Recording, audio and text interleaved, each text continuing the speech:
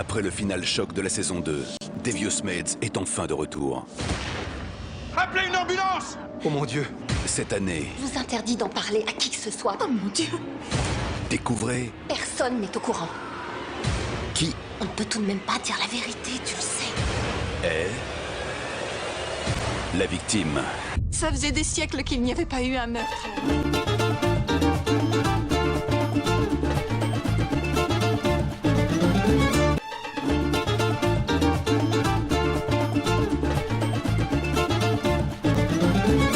So season 3, we see Marisol has written a best-selling book, and she's decided to start her own business.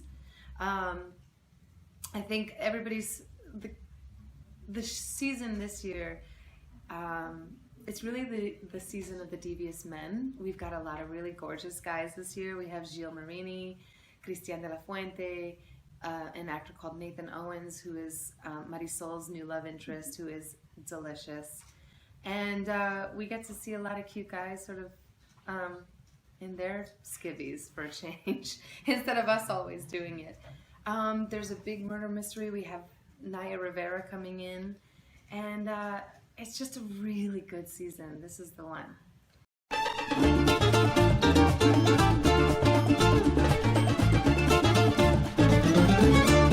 I hope not.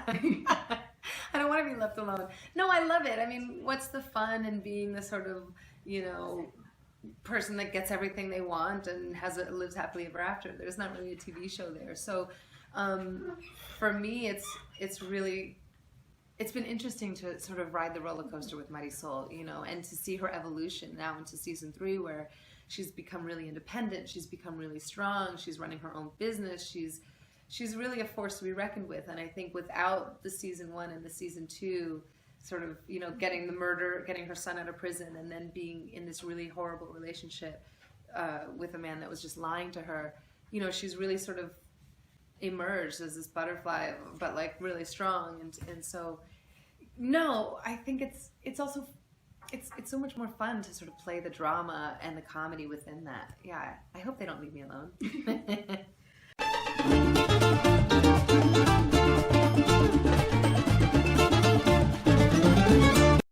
Wouldn't that be interesting? I don't know. What do you think she will do? That's a very good question. I think she'll continue with her business because it was going really well. But yeah, I think there's more for her, and I don't exactly know what that is. I would love to see Marisol let loose a little. You know, she's so conservative and she's so controlled all the time. I would like to see what happens when she sort of loses control, and I don't know what that means. Like, that's up for the writers to decide, but I'd like to see her get a little wild.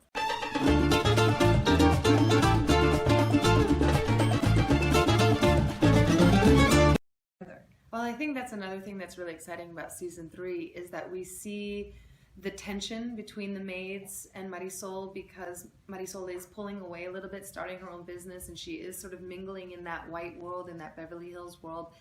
And the girls, you know, start to resent her a little bit for it, because I think she becomes, you know, Marisol just sort of forgets, you know, where she's coming from a little bit. And what's so wonderful is the dynamic of the other girls to sort of say, like, excuse me, remember, you know, who you are and where you come from. And that's what's so exciting about the relationship on the show with the maids, all of us, is that they can bring Marisol back down to reality and say, like, you know, you're part of us. And I think that's why Marisol wants to start her own business, helping women not be taken advantage of. You know, she's giving them a safe haven, and she's doing that because of her girls and them saying, like, remember who you are.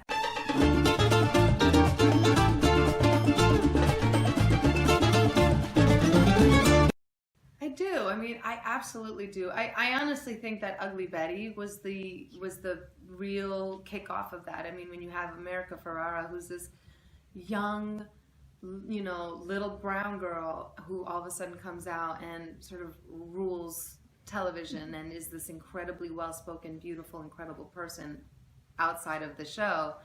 You know, and Salma Hayek was producing that, and I think that that's where we really I was so blessed to be a part of that, because I think that was really the first door that opened all of this. And then, you know, and yes, and Desperate Housewives with Eva, and then Jane the Virgin with the incredible Gina Rodriguez, who's one of my dear friends. Yeah, I think it's all wonderful. Do we need to do more? Yes, absolutely. But I think what the executives are now realizing is that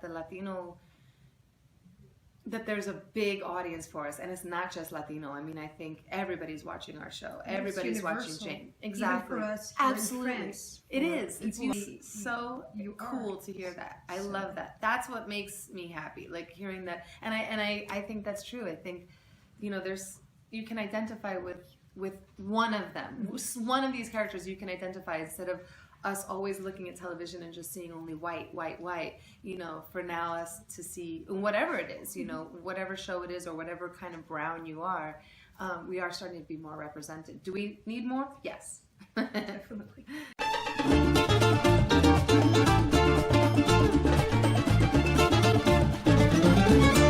I hope so. That's what we're planning on. She's directed 2 episodes.